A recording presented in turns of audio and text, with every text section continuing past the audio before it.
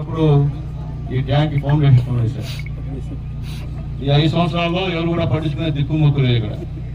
మళ్ళీ నేను ఎమ్మెల్యేగా అయిన తర్వాత ఆర్డబ్ల్యూస్ ఈఈ గారు ఏఈ గారుతో మాట్లాడి వాళ్ళు చాలా బాగా బ్రహ్మాండంగా ఎక్కడ డబ్బులు లేవు దాంట్లో ఏం చేశారో నాకు తెలియదు, కానీ త్వరగా ఈ యొక్క ప్రారంభోత్సవ కార్యక్రమం ఏర్పాటు చేసినందుకు ఈఈ గారికి ఏఈ గారికి మనస్ఫూర్తిగా ధన్యవాదాలు తెలియజేస్తున్నాను. సంతోషం. ఈరోజు ఎంతో నమ్మకంతో అన్న చెప్పినట్టు నన్ను గెలిపించారు. మీరు గతంలో ఒకసారి గెలిచా ఉన్నప్పుడు కూడా ఈ గ్రామంకి ఏదైనా పనిచేసామంటే అది చంద్రబాబు నాయుడు గారి గవర్నమెంట్లో సునీల్ కుమార్ ఎమ్మెల్యే ఉన్నప్పుడు తప్ప ఎప్పుడు పనిచేయడా. అయితే ఒక అవకాశం అని చెప్పి జగన్మోహన్ రెడ్డి గారిని గెలిపించారు. గెలిపించిన తర్వాత ఒక అవకాశం ఏ విధంగా ఉండిందో మీ అందరూ కూడా అర్థమైంది. మేము చెప్పాల్సిన అవసరం లేదు. అట్లాగే ముఖ్యంగా ఈ గ్రామంలో అందరూ ఉన్నారు, నాయకులు అందరూ కూడా పెద్ద పెద్దలు ఉన్నారు, యువత ఉంది. కానీ 10 మైనస్ ఈ గ్రామంలో. ఎందుకు చెప్తున్నానంటే మీకు అందుబాటులో ఉండే సునీల్ కుమార్ అయినా ఇంకొకరైనా మీకు అందుబాటులో ఉండని ఓటేయండి. సునీల్ కుమార్ ఓటేయమని ఎప్పుడు ఆగండి. నేను మీకు పని చేస్తాను నమ్మకుంటే ఓటేయండి. అట్లా కాకుండా ఎవరెవరినో అకౌంట్ వచ్చేవారికి ఓటేస్తే ఇబ్బంది పడేది పేదవాళ్ళం.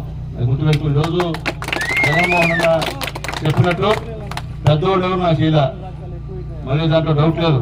నాకు చేసింది ఇక్కడ ఈ కోటకు వస్తే మా వేదిక ఉన్నటువంటి అందరు నాయకులు, అలాగే చివరిగా మా జగన్మోహన్ అన్న దశన్న ఇద్దరు కూడా కోటలో మా అందరికీ ప్రతినిధిగా వచ్చారు. వచ్చిన తర్వాత గతంలో మా నాయకులందరూ పార్టీ అధ్యక్షులు జైలు కానీ మోహన్ అన్న కానీ వీళ్ళందరూ ఆధ్వర్యంలో దాదాపు 3000 పైన ఓట్లు వచ్చాయంటే అది మధ్యతరగతి రెడ్ల వాళ్ళు అని చెప్పి నేను ధైర్యంగా చెప్తున్నాను. ఇక్కడ కూడా కోటేశ్వరరావు కంటే మాత్రం కానే కాదు. అలాగే నా ఎస్సీలు, నా బీసీలు, నా ఎస్సీలు, నా ఆత్మ బంధువులు, నా రక్త సంబంధికులు వీరందరూ కూడా ఒక నమ్మకంతో నన్ను గెలిపించారు. ఖచ్చితంగా నేను గెలిచినందుకు రుణం అయితే తీర్చుకుంటానని చెప్పి నేను తెలియజేస్తున్నా. అలాగే సోదరుడు మా సీను చెప్పినట్టు 200 ఎకరాలు 272 ఎకరాలు 14 ఎకరాలు ఉందని చెప్పారు. అది బ్లాక్ లిస్ట్ లో పెట్టారని చెప్తున్నారు. నేను రాజీవ్ గారితో మాట్లాడి త్వరలో బ్లాక్ లిస్ట్ బయట తీసి ఈ గ్రామంలో పేదలందరూ కూడా ఇస్తారని చెప్పి నేను తెలియజేస్తున్నాను. అట్లాగే ఇంటి స్థలాలు లేవని చెప్పి కూడా సోదరుడు సీను మాట్లాడాడు. ఈ పక్కన ఎక్కడ గవర్నమెంట్ ల్యాండ్ ఉంటే మాకు చెప్పండి, ఖచ్చితంగా ఇంటి స్థలాలు అయితే ఇస్తా. గవర్నమెంట్ ల్యాండ్ లేకపోతే మనం కొనాలా, అది రేట్ ప్రాసెస్. నేను చెప్పి మళ్ళీ చేయకుండా బాగుండదు. గవర్నమెంట్ ల్యాండ్ చెప్పండి, ఖచ్చితంగా ఇస్తా. అట్లాగే ఈ గవర్నమెంట్ ల్యాండ్ చాలా మంది చేతుల్లో ఉంది. ఇక్కడ ఈ కోటమండలం అయితే మొత్తం భూ కబ్జాదారులు ఉన్నారు గవర్నమెంట్ మొత్తం మీద. నేను త్వరలో వేదికమైనటువంటి పెద్దలందరి ఆధ్వర్యంలో ఎంఆర్ఓ ఆఫీస్ దగ్గర ఒక గ్రీవెన్స్ ఏర్పాటు చేస్తా.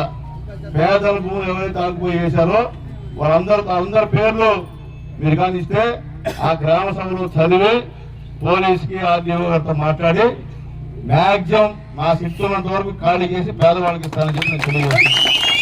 ఎందుకంటే మీ కోట మండలంలో మీ పక్క పంచాయతీలో భయంకరమైన దొంగలు ఉన్నారు, భూ కబ్జాదారులు ఉన్నారు.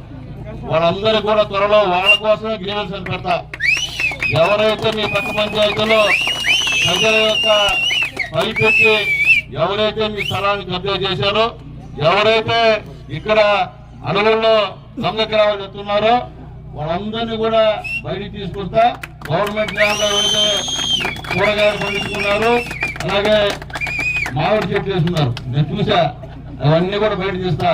తీసి ఖచ్చితంగా అనుకున్నారేమో ఈ 5 సంవత్సరాల్లో మీరు చేసినటువంటి అన్నింటినీ బయట తీసి పేదవాళ్ళకి పంచాలని చెప్పి నేను కష్టంగా తెలియజేస్తున్నా. దాంట్లో ఇంకా మాట్లాడాలని తెలియజేస్తున్నా. ఎందువల్లంటే నన్ను గెలిపించింది పేదవాళ్ళు. నా పేదవాళ్ళ కోసం నాకేం కాదు, మీరుంటే చాలు నా వెనకాల. ఏ దౌర్జన్యం పట్టుకుంటా, నేను చదివేవాడిని కాదు.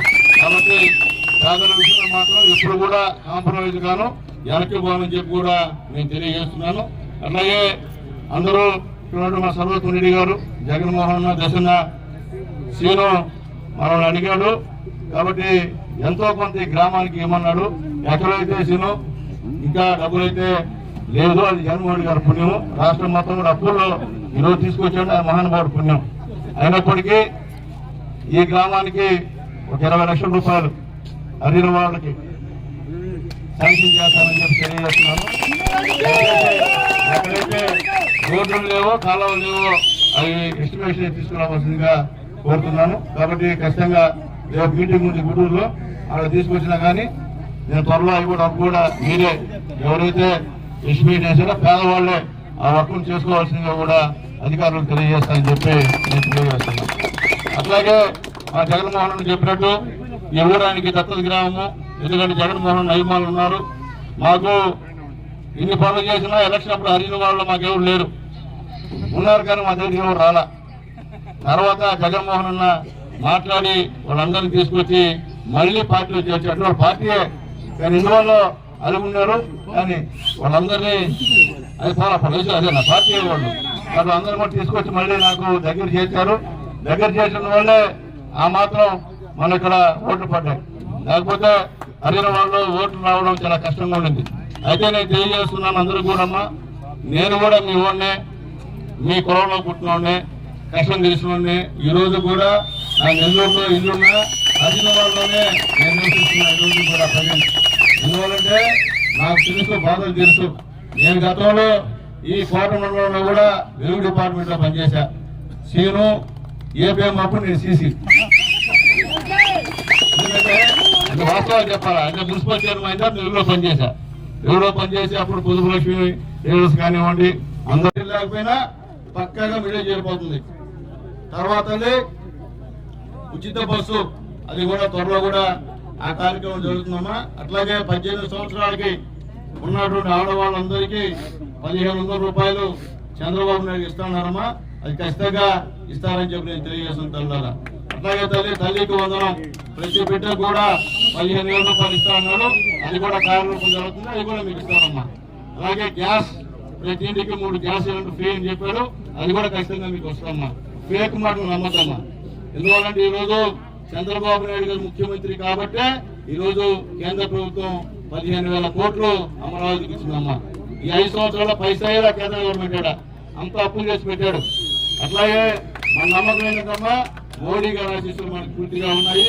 అలాగే మరొక నాయకుడు మనందరి అభిమాన పాత్రుడు కుర్రవాళ్ల party crazy hero Pawan Kalyan గారు ఉప ముఖ్యమంత్రిగా ఉన్నా కూడా అని చెప్పి నేను తెలియజేస్తున్నాను.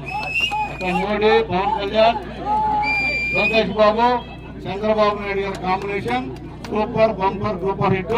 ఖచ్చితంగా పేదవాళ్ళకి ప్రభుత్వం న్యాయం చేస్తుందని చెప్పి అందరికీ తెలియజేస్తున్నారు. అట్లాగే ముఖ్యంగా కోట మండలం, వాకాడు మండలంలో ఇసుక ఎవరంటే వాళ్ళు తవ్వేస్తున్నారు.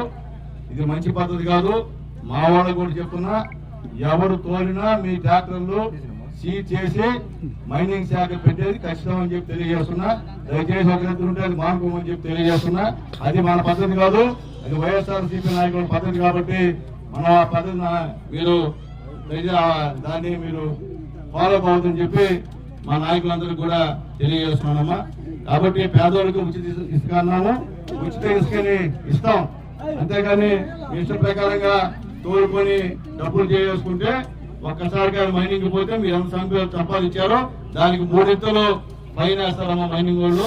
కాబట్టి గుర్తుపెట్టుకోమని చెప్పి నేను తెలియజేస్తూ, ఈ రోజు నుండి ఏ నాయకుడినా సరే ఇసుక విషయంలో ఏలు పెట్టదని చెప్పి అందరూ కూడా చేతులెత్తి దండం పెడుతున్నానమ్మా. కాబట్టి దయచేసి వినండి, మన నాయకుడు చెప్పిన విధంగా మనం నడుచుకున్నాం. మన తెలుగుదేశం పార్టీ క్రమశిక్షణ పార్టీ. ఏంద్రబాబు సునీల్ కుమార్ రెడ్డి చెప్తున్నాడు అనుకోవచ్చు మీరు, కానీ వెయిట్ చేయండి, పాలసీ వచ్చేంత వరకు వెయిట్ చేయండి. తర్వాత మీకు ఇబ్బంది రాకుండా నేను కూడా మాట్లాడి మిమ్మల్ని నష్టపోయి కూడా చేస్తానని చెప్పి మీ అందరికీ మాటిస్తున్న కార్యకర్తలందరూ కూడా. అలాగే వాలంటీర్లకి 10,000 ఇస్తా ఉన్నాం, ఖచ్చితంగా ఇస్తాం. వాలంటీర్ వ్యవస్థను పెడతాం, వాలంటీర్ వ్యవస్థను తీసేయము. అయితే పేరు మార్పు చేసి ప్రతి ఒక్క నిరుద్యోగి పిల్లలకి 10,000 రూపాయలు ఇస్తామని చెప్పి మేము తెలియజేస్తున్నాం.